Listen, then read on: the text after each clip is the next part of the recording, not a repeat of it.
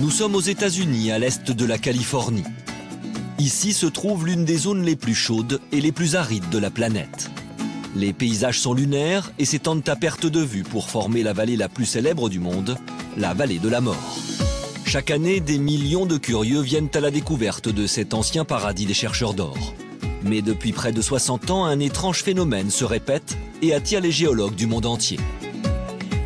Le cas est unique et à peine croyable. Certains rochers se déplaceraient tout seuls. Comment des pierres pouvant peser jusqu'à 700 kg peuvent-elles parcourir des centaines de mètres? Pourtant, comme on le constate sur ces images, d'énormes traces attestent de leur déplacement.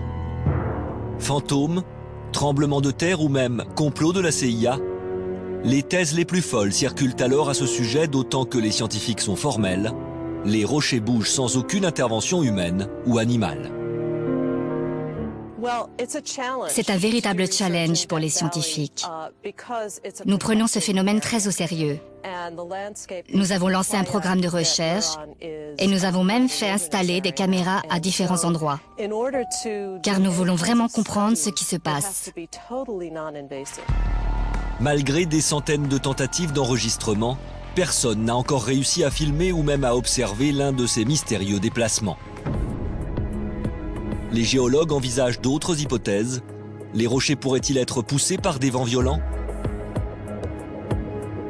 En 1998, une équipe de chercheurs décide de répertorier tous les déplacements survenus dans l'année sur une centaine de pierres. Pour réaliser cette étude, nous avons localisé chaque pierre avec un GPS. On notait précisément leur position et ensuite, au laboratoire, nous avons rentré toutes ces données sur un ordinateur. Nous avons ainsi pu constater les différents déplacements. Mais le résultat est sans appel. Impossible que le vent soit responsable de ces étranges migrations, puisqu'aucune de ces pierres ne se déplace dans la même direction. Parfois même, leurs trajectoires se croisent. Paula Messina n'abandonne pas pour autant. Elle évoque la possibilité de mini-tornades qui provoqueraient des vibrations dans le sol. Puis il sera question de pluies torrentielles ou même de plaques de glace sur lesquelles les rochers pourraient glisser. Mais aucun événement météorologique ne coïncide avec les différents déplacements. Et dans tous les cas de figure, comment expliquer la présence de ces sillons creusés dans le sol? Aujourd'hui, nous n'avons aucune explication. Mais j'espère vraiment que nous trouverons une raison scientifique à tout cela. D'un autre côté, le jour où l'on pourra l'expliquer, cela ne fera plus rêver. Alors, phénomène géologique encore inconnu, simple mystère de la nature ou intervention surnaturelle?